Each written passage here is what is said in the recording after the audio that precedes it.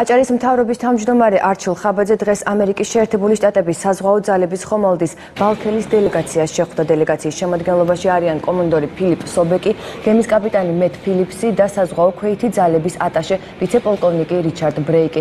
შეხვედრა გაცნობიტი ხასიათის იყო. არჩილ ხაბაძემ ამერიკელ სტუმრებს გააცნო რეგიონის საზღვაო პოტენციალი, ბათუმის პორტისა და ქართული ფლოტის განვითარების სამომავლო გეგმები. ამერიკის შეერთებული შტატების საზღვაო ძალების ხომალდი ბალქელი დღეს დილით ბათუმის ნავსადგურში შევიდა.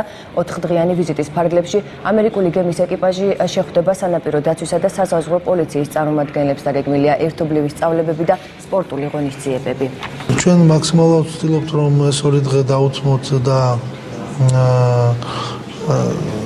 გავწეროთ პროგრამა ისე, რომ მათ მოვაწვენოთ ჩვენი რეგიონი, გავაცნოთ ჩვენი რეგიონი, ჩვენი პოტენციალი, ჩვენი საზღვაო პოტენციალი პირველ რიგში. ასევე ძალიან მნიშვნელოვანია, იმიტომ რომ უსაფრთხოებისთვის ზოგადად ამერიკული გემის არსებობა შავ ზღვაში და ჩვენთან დრო გამოშვებით შემოსვლა არის ალბათ ჩვენი ქვეყნისთვის უსაფრთხოების ერთ-ერთი ნორმალური პირობა.